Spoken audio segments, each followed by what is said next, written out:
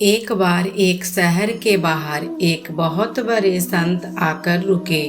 उन्होंने एक कुटिया बनाई और उसमें रहकर साधना करने लगे। एक दिन एक युवक उधर से गुजरा और उसने उन संत को साधना करते हुए देखा। वह वहीं रुक गया। उसने देखा कि संत साधना में व्यस्त हैं, इसलिए कुटिया की साफ सफाई नहीं हो पा रही है। युवक ने साफ सफाई कर दी और चला गया। अगले दिन वह फिर आया और फिर से साफ सफाई करके चला गया। अगले दिन वह फिर आया और अपने साथ कुछ फल भी लाया।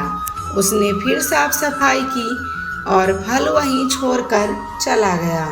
इस तरह वह रोज आने लगा और फल जल भी साथ में लाने लगा। संत की साधना समाप्त हुई तो उन्हें उस युवक की सेवा के बारे में पता चला। संत ने उस युवक को आशीर्वाद स्वरूप एक मंत्र दिया और कहा कि यह अत्यंत गुप्त है, इसलिए मन ही मन बोलना, किसी को पता नहीं चलना चाहिए। युवक बहुत प्रसन्न हुआ और संत के चरण छूकर चला गया। जब वह जा रहा था तब उसे रास्ते में कुछ लोग राम राम का उच्चारण करते हुए आते मिले।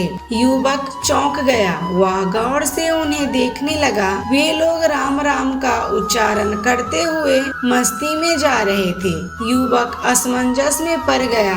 उसने मन में सोचा, जिस मंत्र को संत जी ने अत्यंत गुप्त बताया था उसे तो ये लोग सार्वजनिक रूप से गाकर चलते जा रहे हैं, फिर संत ने उनसे झूठ क्यों कहा। वह वापस लौट पड़ा। संत उसे देखकर चौंके और उसका चेहरा देखकर बोले, क्या बात है बत, परेशान लग रहे हो। युवक ने सारी बात उन्हें बता दी, अपनी शंका भी कह दी। युवक की बात सुनकर संत ने कहा, अरे मुझे अचानक एक काम याद आ गया है, क्या तुम ये काम कर सकोगे। आप आदेश दे महाराज, मैं अवश्य करूँगा। तो ठीक है, तुम इसे लेकर बाजार जाओ और इसका मोल लगवा कर आ जाओ। ध्यान रखना, इसे बेचना नहीं है, सिर्फ मोल लगवाना है। संत ने अपनी झोली में से एक पत्थर निकालकर उसे देते हुए कहा, जी महाराज, ऐसा ही करूँगा। और वह उस पत्थर को लेकर चल दिया। थोड़ा चलने पर उसे सब्जी बेचने वाला मिल गया।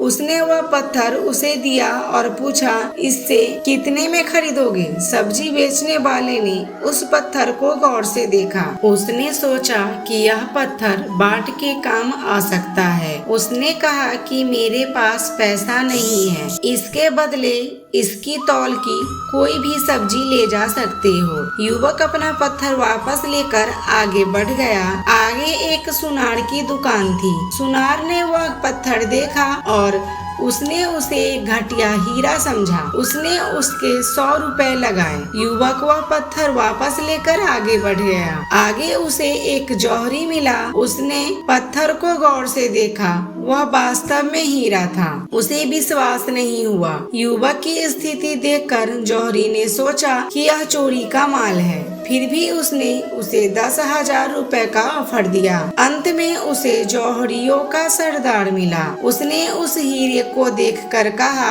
यह तो एक नायाब हीरा है, इसके जैसा हीरा इस संसार में और नहीं है। यह अनमोल है, इसे खरीदना उसके बस में नहीं है। युवक उस हीरे को लेकर वापस संत के पास आ गया। उन्हें सारी बात बता दी। तब संत ने उन्हें समझाया, हीरा वही था, लेकिन अलग अलग व्यक्ति ने अलग अलग कीमत लगाई। उसी तरह यह राम नाम भी अनमोल है, जिसकी जैसी श्रद्धा वैसी लगन। तो दोस्तों, आपको कहानी कैसी लगी कमेंट करके जरूर बताइएगा। कहानी अच्छी लगी हो तो वीडियो को लाइक और चैनल को सब्सक्राइब जरूर कीजिएगा।